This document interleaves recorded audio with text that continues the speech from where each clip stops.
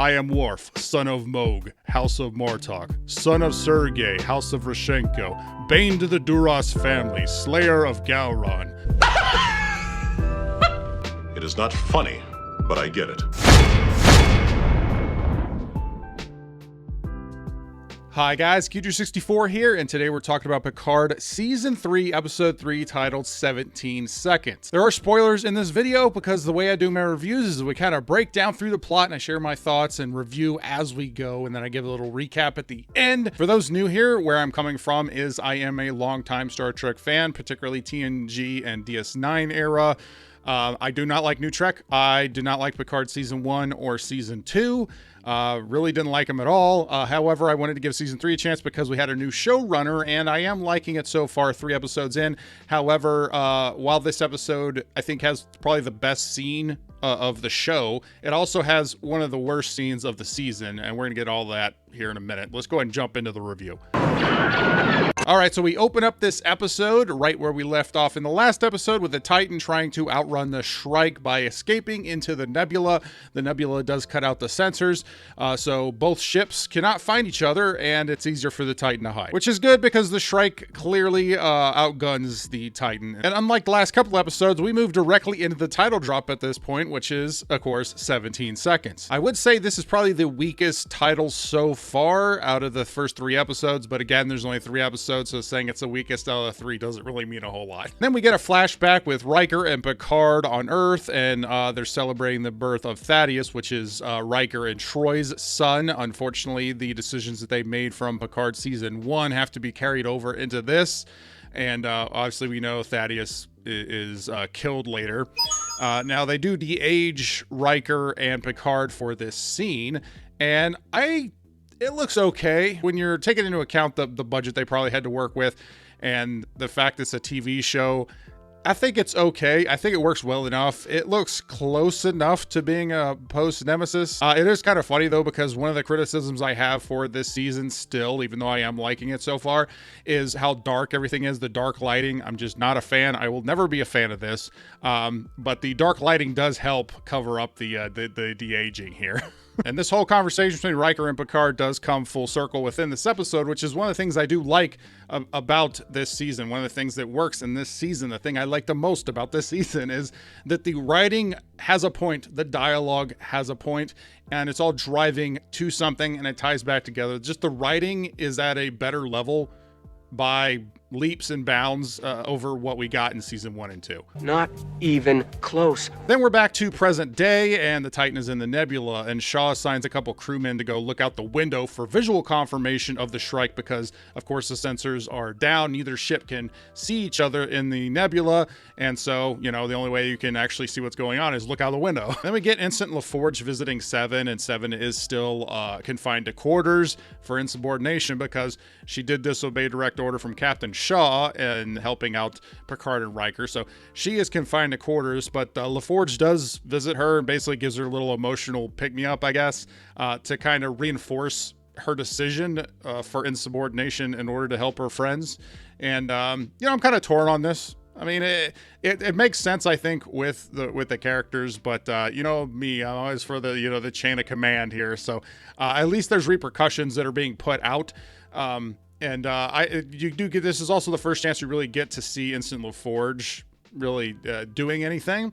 And I do think that this character has some potential so far, just from the little that we've seen. And in sickbay, we got Dr. Oak, and I thought that was so funny. Dr. Oak, Professor Oak.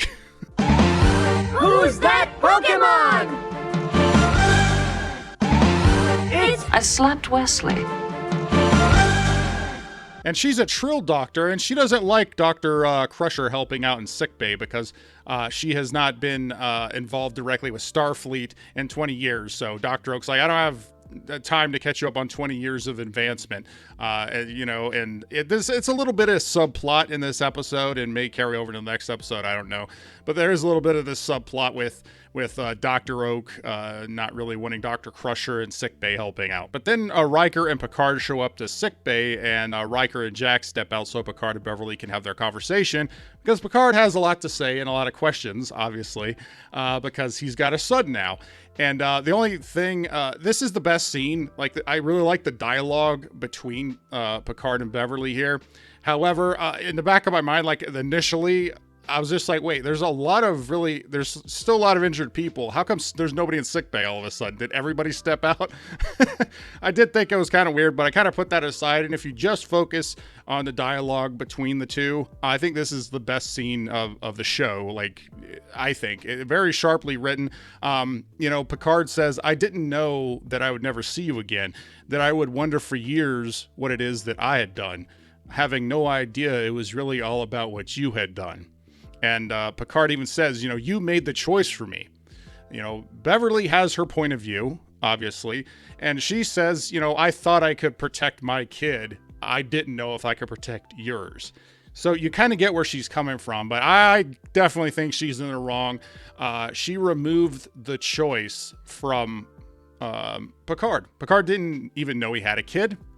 And if he did know he had a kid, he might have retired earlier. Things might have been different. And, that choice was taken away from him. And I like that she doesn't just get a pass for this. Like, she knows that she was wrong, I think. But obviously she only knows that after time had passed. In the moment, she probably thought she was doing the right thing. But ultimately she did the wrong thing. And I like that she's kind of held to account somewhat for, hey, you made a bad decision here. Like, I had a right to know that I had a kid. So I liked the conversation here. You see where both characters are coming from, and you could take whatever side you want. For me, I think Picard's in the right. That's just me. And while this is happening, Riker's having a conversation with Jack out in the corridors, and there's some really good dialogue and interplay, I think, between Riker and Jack here as well. Again, this is my favorite thing about this season, as I think the dialogue works. Now, there are some choices that are made with some dialogue that I think doesn't work, and kind of have some of the things that, Star Trek fans don't like about New Trek in it. But for the most part, I think the dialogue's pretty well written, and I like the interplay here between Riker and Jack. And Riker, Jack's like, I didn't ask these people to risk their lives for me. And, Riker says, they have a right to know, what they're risking their life for, who they're risking their life for. And the best thing Jack can do is just make them feel good about it, because they're in this situation regardless at this point. And it really just showcases that Riker is a good captain. He's a good leader. And this is the best advice that he could give. And then back with Picard and Beverly, obviously they kind of segued a little bit out of the conversation of Jack, and more particularly as to why, the Vadic is after Jack. And she doesn't really know. And then she reiterates that, Klingons had come after him, Fenris Rangers had come after him, and Starfleet has come after them. So that's the reason why she says she didn't know who to trust. And it's kind of funny, because as she's explaining this, there's like this power surge in sickbay where the lights just come up and then go dim back down. And I'm like, wow, for a second there, I can actually see what the ship looks like because the lights came on. I can see, guys, I can see. I'm going to harp about this probably until the final episode, but I just don't like the lighting, and it's a problem. It's a problem. But yeah, I just thought it was funny when the sickbay lights like lit up, and I was like, oh yeah, keep it there. Like, keep the lights up. Oh, and Beverly does explain why Jack has an accent. He apparently went to school in London and never shook the accent. So at least they explain why he has an accent. But the Shrike does find the Titan and fires at it, and Shaw is injured. And he transfers the command codes to Riker, saying, you got us into this, you get us out. And obviously it probably could have went between Riker and Picard as to who he was going to transfer the command codes to, but I guess he probably transferred him to Riker because Riker had previously captained the Titan. That's my guess. But anyway, yeah, Shaw is going to be taken to sickbay, and Riker is now the captain of the Titan again. And Riker hops in the captain's seat, and Picard is the new number one, and Riker explains, hey, we can shoot a photon torpedo and then use a phaser to create a concussion blast and blast. And then, of course, Picard's like one step ahead. He's like, all right, fire it away. We got this. And there's this nice line where Picard tells Riker that maybe he should start calling Picard number one. Riker smiles, and yeah, it works. works. It works. That line worked. But then we're back to Raffi. Who's the worst? The worst.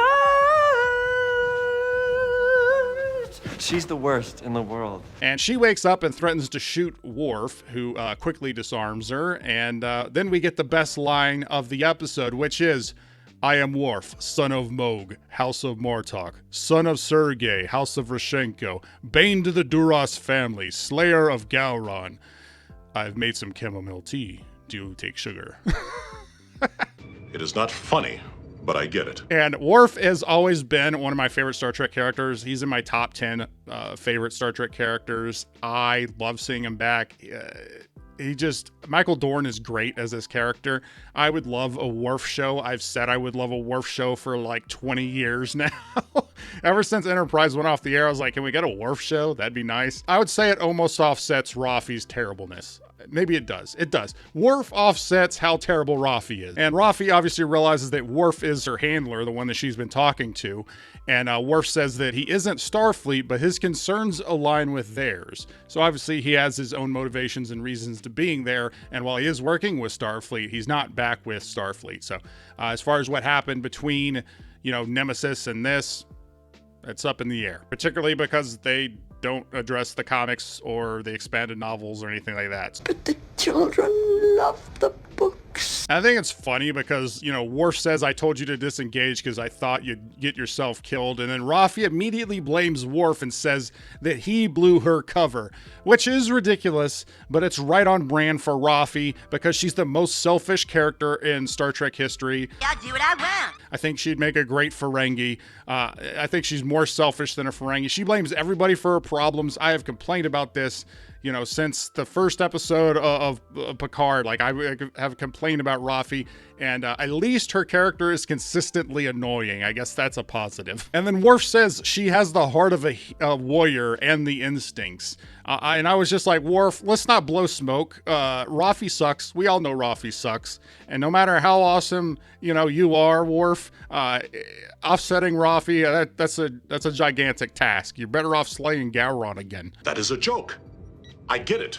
Anyway, the person that they're searching for is named Titus Ricca, and Worf and Raffi are going to work together to go track this guy down, and it is Thomas Dekker who played John Connor. I was going to pull my the Terminator Sarah Connor Chronicles off the shelf, but I don't really want to get up and grab it. So, but regardless, that's what I mainly know him from. He played John Connor in the Sarah Connor Chronicle. Then we see a disagreement between Picard and Riker on whether they should fight and hide, and obviously this carries over throughout the episode, and does culminate in this episode with the thing that I'm going to say is the worst line of the season, the worst thing of the season, and I'm going to get into that shortly. So Crusher helps Shaw because Dr. Oak can't, and it's just funny saying Dr. Oak, but regardless, Dr. Oak can't help her because she's relying on the technology, and Dr. Crusher, she's been on the frontier, so to speak, so she is able to help Shaw when Dr. Oak can't, and Jack comes over to try and help as well,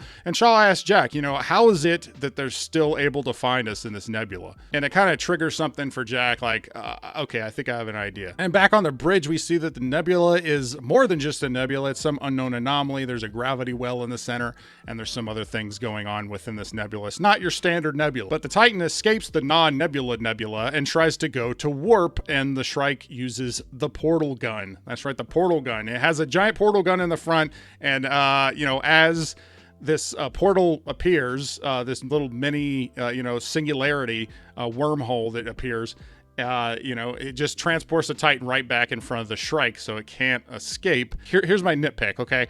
So there's a Bajoran on the bridge, and he says, my God, right? And you may think that my nitpick is the fact that he uses a phrase like, my God, because that's not really a normal thing you would hear in Star Trek. But that's not the problem I have with it, right? The problem is he's a Bajoran. He should say, like, by the prophets or something. I don't know, just major Star Trek nerd nitpick. But yeah, he probably should say by the prophets and not my God.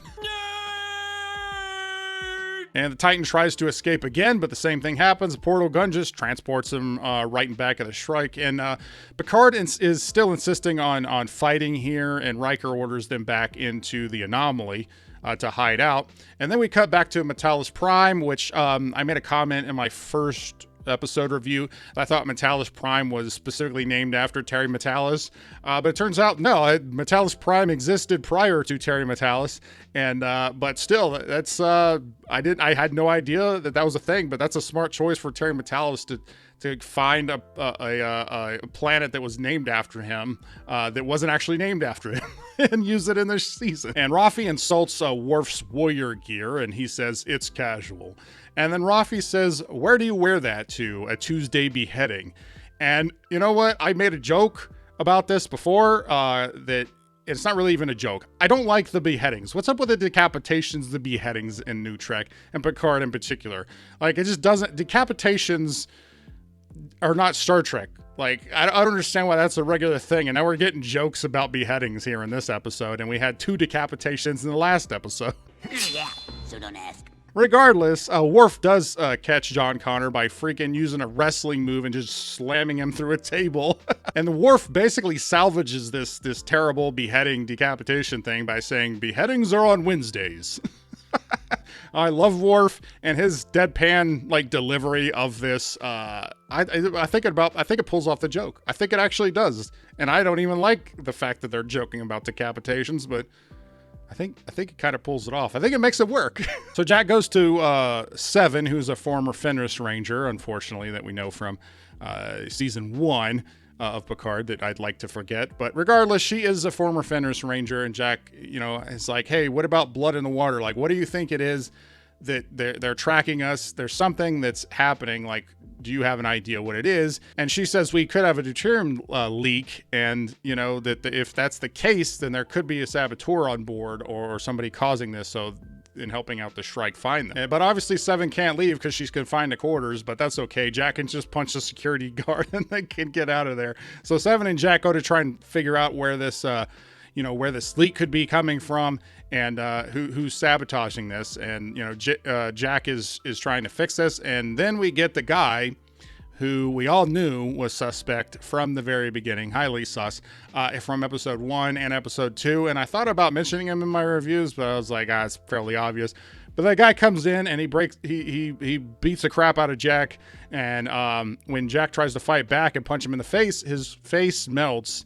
And we get our first clue of who this could be. And immediately when this happened, I was like, okay, I see where you're going with. We're bringing changelings back. And back with Worf and Raffi, they're interrogating John Connor. I'm just going to call him John Connor because it's easier that way. And she sucks at interrogation because she sucks at everything else. So she thinks John Connor is tweaking from drug withdrawal, and she'd be wrong. Then back on the Titan, we got Jack, who's hallucinating because of the leak, and he's dying, obviously. So that's another reason to be hallucinating. But Seven's standing over him talking about connecting branches, and we see some like red vines and stuff up on the ceiling, and then a cut to like a red door or something. And I'm sure that this isn't just some random hallucination. I'm pretty sure this is some setup for some mystery or something that's going to be coming up, because everything was just too well defined. There's really not, if they were going to make it just be a standard hallucination, I think they would make something more character based, but because it just feels like a clue to me. I'm pretty sure that's what this is. But Jack is taken to sickbay and he's in really bad shape, and Picard enters the turbo lift to head to sickbay. It all ties back to that conversation at the beginning of the episode. Hence the title, 17 Seconds. The father heading in the turbo lift to go see his son, and Picard does make it down there, and Jack barely pulls through from the deuterium poisoning. And then we're cutting back to Raffi and Worf and their interrogation, and the turns out the portal weapon theft was a distraction. It was probably the distraction for the real thing that they wanted. And this is at the point where it's revealed John Connor is changing, because Worf asks, how long have you been away from the Great Link? And the changeling had been in solid form too long and needed to revert. And that when he does revert, Worf takes him out. I did have a little bit of a problem with this, because like changelings are extremely dangerous, not just because they can be anybody, but they can also be anything. And the idea that Worf like just body slammed a changeling through a table and they were able to capture him, I don't know. There's something seems off about that.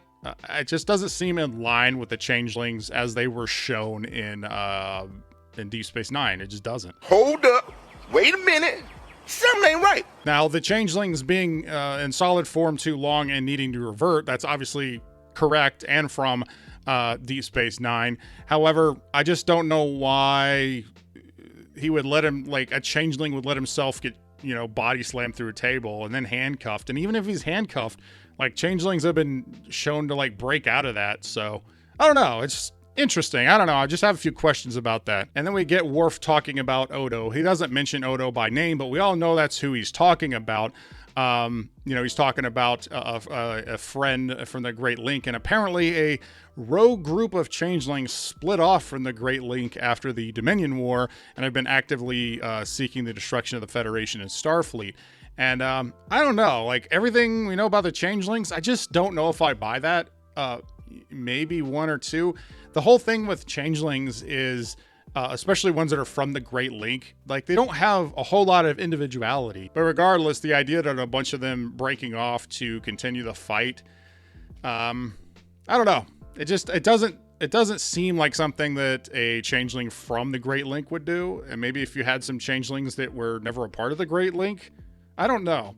Again, I'm kind of have a lot of questions at this point, so we'll see if they get answered in this season. Don't ask questions. Just consume product and then get excited for next product. So Picard is back on the bridge after finding out that Jack is safe, and he's pushing Riker to fight back, and he's saying that Riker's fear of loss is holding him back, and obviously Riker doesn't really take that too well, as well he shouldn't, because I don't know why you have to bring in his personal life into his decision making. Like he's clearly trying to bring the whole crew home, as he says in this episode.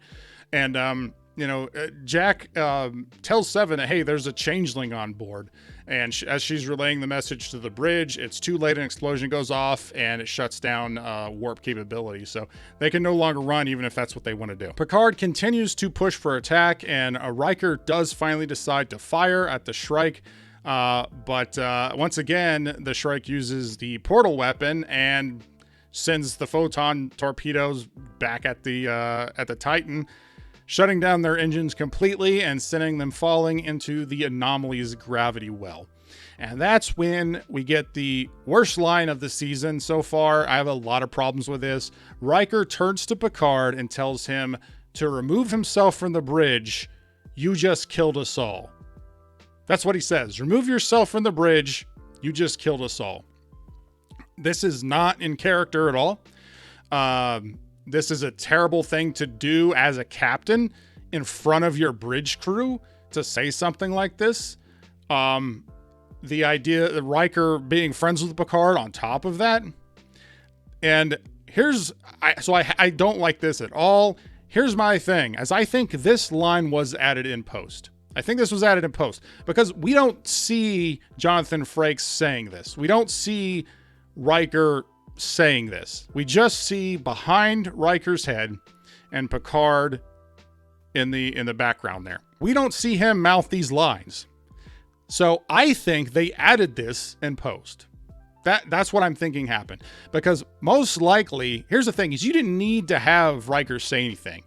Riker could have just looked at Picard, and Picard would have blamed himself because Picard was the one pushing for attack. Riker could have just looked at him, and Picard would have escorted himself off the bridge, blaming himself. And that would have been more in line with Riker's character, and Picard questioning his moves because it put him in the situation that they're in now. That's really all you had to do. That's all you have to do! This is a thing that happens a lot with modern media. There's a lot to be said just with facial expressions and some music to explain how people are feeling. We don't need a statement. It can definitely undercut who these characters are. And so I don't like this. I think this is the worst thing I've seen from this season. This is the worst line of dialogue I've seen from this season, which I think has had some very good writing and some very good dialogue and has done a pretty good job of capturing who these characters are and who they would be after we haven't seen them for 20 years, but they still feel like the characters. I don't think this feels like something Riker would say, and I do have a major problem with it. Less is more. You shouldn't have Riker say anything. Just have Riker look at Picard blame himself, and walk off the bridge, into the episode. I think that would have had a whole lot more impact.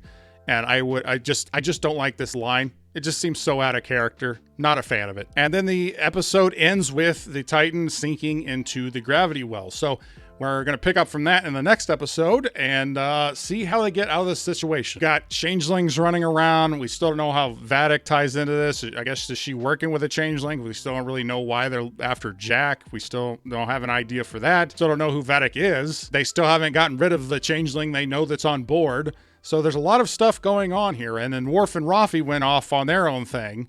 So I don't know how long it's going to be till they catch up with Picard and Riker and how that ties in together. So there's a lot of things going on. I think at this point, 3 episodes in, we have the initial setup into, and we're springboarding into like the meat of the season, in my opinion. I think the first 3 episodes were mainly all just setup. And I don't view this show as a TV show. I view it as a movie. It's like a 10-part miniseries. That's how I view it. I'm not trying to compare it to a TNG show or Star Trek show really at all, because it's not trying to be that. It's obviously trying to be more in line with the movies, which had obviously a darker tone and different style of writing and tried to tell a different type of story. So that's how I'm coming at it. That's how I'm looking at this show. And on that level, I think it's working. But what do you guys think? Did you not like the last line like I didn't like the last line? Did you like what did you like about the episode? Like, I liked stuff between the interaction between Picard and Beverly. I think that worked really well. You know, I really like a lot of the writing here. That's really what's keeping me engaged, I guess pun intended on that. There are some things I don't like, but there's definitely more that I like than I dislike. And I think that this is the best like stuff from Star Trek that I've seen, at least as me being actually anticipating the next episode since like Star Trek Enterprise. So, I mean, I think that's a good thing. It still has some problems. I think there's far more good than there is bad. That's just me personally. But we'll wait and see. We'll wait and see what happens. I won't recommend it yet because we're not far enough in. But let me know what you guys think in the comments below. I want to thank everybody for checking out this video. Thank you, subscribers. All of you are awesome. And if you like this video, please like, comment, share, subscribe, do all the YouTube stuff, or don't. I'm not a beggar. I'm Geek True 64, and I always tell you the truth.